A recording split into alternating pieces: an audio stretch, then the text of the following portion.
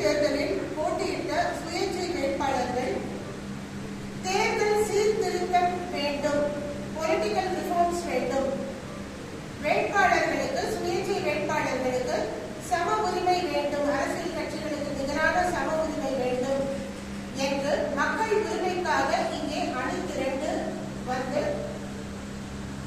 தமிழக தலைமை தேர்தல் ஆணையரிடம் மனு கொடுத்துவிட்டு இங்கே செய்தியாளர்களை சந்தித்து மக்களுக்கு செய்தி வழங்க வேண்டும் என்று தமிழகம் முழுவதும் உள்ள எம்பி தொகுதி வேட்பாளர்கள் இங்கே Chennai press club, Chepauk Chennai press கிளப்பில் அணிதிரண்டிருக்கும் இந்த வேளையில் கிட்டத்தட்ட 2 மணி நேரமா இந்த வேட்பாளர்களையும் அவர்களுடன் வந்த சென்னை உயர்நீதிமன்ற வழக்கறிஞர் எங்களையும் இங்கும் அங்குமாக அலைய வைத்து சென்னை பிரஸ் கிளப் இயங்கவில்லை என்ற ஒரு செய்தியை தெரிவித்தார்கள். எதற்காக இயங்கவில்லை என்று விசாரித்த போது அதற்கான பதிலை சொல்வதற்கு கூட இங்கு யாரும் இல்லை. பக்கத்து பில்டிங்ல போய் பாருங்க, இந்த பக்கம் போய் பாருங்க அப்படின்னு எல்லாம் சொல்லி அலைக்கழித்துக் கொண்டிருந்த வேளையில் எனக்கு தெரிய வந்த செய்தி, இங்க சென்னை பிரஸ் கிளப்பில் 2 குழுக்களுக்கு இடையே தகராறு நடக்கிறது. அதனால சென்னை பிரஸ் கிளப் இயங்கவில்லை அப்படின்னு 2 குழுக்கள் நடுவில் தகராறு எப்படி நடக்கும்னு எல்லாம் விசாரிச்சும் போது அது ஏதோ கோர்ட் ஆர்டர் வாங்கிருக்காங்க, இவங்க வாங்கினது அவங்க ஒத்துக்கல, அவங்க இவங்களை நிராகரிக்கிறாங்க, ஒருத்தவங்க 40 வருஷத்துக்கு மேல இருக்காங்க, இன்னொருத்தவங்க 2 வருஷமா வந்திருக்காங்கன்னு ஒரு சில கதைகளை சொல்கிறார்கள்.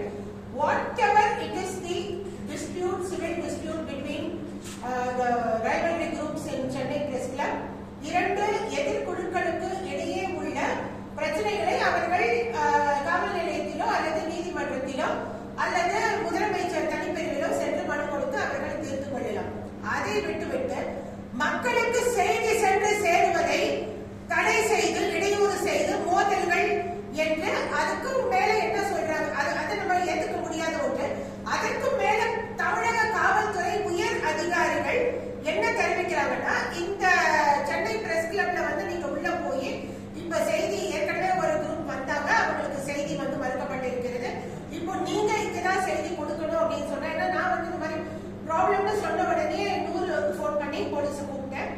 இந்த மாதிரி போலீஸே பிரச்சனை பண்றாங்கன்னு சொல்லி இங்க சொல்றாங்க. அந்த இன்னொரு ரைவல் குரூப்புக்கு காவல்துறை பிரச்சனையா இருக்கு, அவங்களுக்கு சப்போர்ட் கொடுக்குறாங்க, இங்க பிரச்சனை பண்றாங்கன்னு சொல்லும் போது சரி, நான் அது என்னன்னு பேசுறதுக்கும் பிரச்சனையை போலீஸ் கிட்ட தீர்க்கிறதுக்கும் 100 போன் அடிச்சு போலீஸை கூப்பிடும் போது ட்ரிப்ளிகேட் போலீஸ் ஸ்டேஷன்ல இருந்து வருவாங்க மேடம், பேசுவாங்கன்னு சொன்னாங்க. ட்ரிப்ளிகேட் போலீஸ் ஸ்டேஷன்ல இருந்து வந்தாங்க. அவங்க வெளியவே விசாரிச்சுட்டு நான் உள்ளதான் இருக்கேன், சென்னை பிரஸ் கிளப்ல உள்ள இருக்கீங்களான்னு கேட்டாங்க.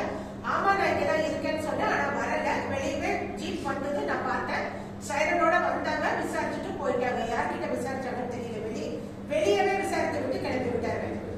அதன் பிறகு எனக்கு ட்ரிப்ளிகேட்ல இருந்து ஹையர் போலீஸ் அத்தாரிட்டி போன் பண்ணி என்ன சொல்றாருன்னா, நீங்க இந்த மாதிரி இங்க சென்னை பிரஸ் கிளப்ல நியூஸ் கொடுக்கணும்னு சொல்லி நீங்க சொன்னீங்கன்னா வேற குரூப் இங்க உங்ககிட்ட தகராறு பண்ணுவாங்க, அவங்க பிரச்சனை பண்ணுவாங்க, அதனால அது ஒரு மாதிரி அடிக்கடி மாதிரி பெரிய பிரச்சனை ஆயிடும், அதனால நீங்க அங்க இருக்க வேண்டாம் அப்படின்னு. அதே மாதிரி என்னுடைய கணவர் பாலமுருகன் அவர்கிட்ட என்ன சொல்லியிருக்காங்கன்னா, உங்களை உள்ளே வச்சு கூட்டிடுவாங்க குரூப் அப்படின்லாம் மிரட்டல் விடுத்திருக்காங்க.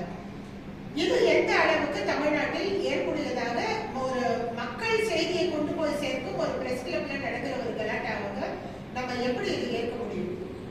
இந்த ஒரு சூழ்நிலையில நான் காவல்துறையினருக்கு அளித்த பதில் என்னன்னா, பிரச்சனை செய்வதற்கு எந்த ரவுடிசம் குரூப்பா இருந்தாலும் இங்க வர சொல்லுங்க, நான் இங்க வெயிட் பண்ணிட்டு இருக்க சென்னை பிரஸ் கிளப்ல மக்களுக்கு செய்தி கொண்டு போய் சேர்ப்பதற்கு யாரேனும் எந்த ரைவல்ரி குரூப்பா இருந்தாலும் அது இடையூறாக இருப்பாங்கன்னா அவங்களே இங்க வர சொல்லுங்க, நான் அதை சால்வ் பண்றேன்.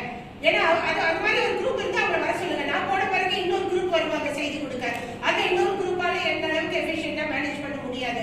அப்ப பொதுமக்கள் இதுல பாதிக்கப்படுறாங்க. பொதுமக்கள் பாதிக்கப்படும் போது அதை தீர்க்க வேண்டியது ஒரு நம்மளுடைய தலையாய கடமை. அதனால எந்த ரைவல்ரி குரூப்பா இருந்தாலும் பரவாயில்ல, அவங்களை இங்க வர சொல்லுங்கன்னு சொல்லி சொன்னேன். அப்படி அவங்க வர சொல்லுங்க, பிரச்சனையை சால்வ் பண்ணலாம். அப்படி வர முடியலன்னா அவங்க let them go to the police station. அவங்களுக்கு ஏதாவது ஒரு குற்றம் நீங்க நடக்கிற மாதிரி இருந்தா காவல்துறையினர்கிட்ட போய் கம்ப்ளைண்ட் கொடுக்கட்டும். இல்லைன்னா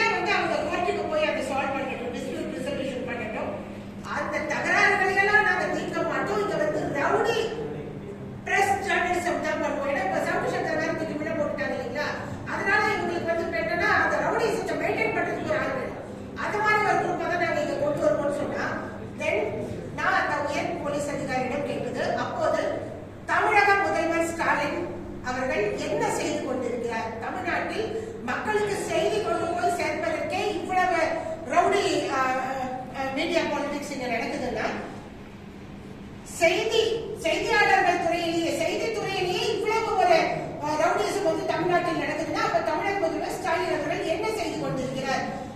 அவரிடம் பேசுங்க, அவரை சால்வ் பண்ண சொல்லுங்க அப்படின்னு சொல்லி சொன்னதும் ஸ்டாலின் பேசுவார் அப்படின்னு சொல்லிட்டு அவர் கட் பண்ணிட்டார்.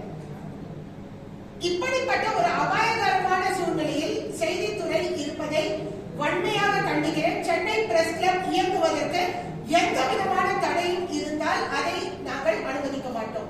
அதற்காக எந்த போராட்டத்தை கையில் எடுப்பது என்றாலும் அதற்காக நாங்கள் தயார்.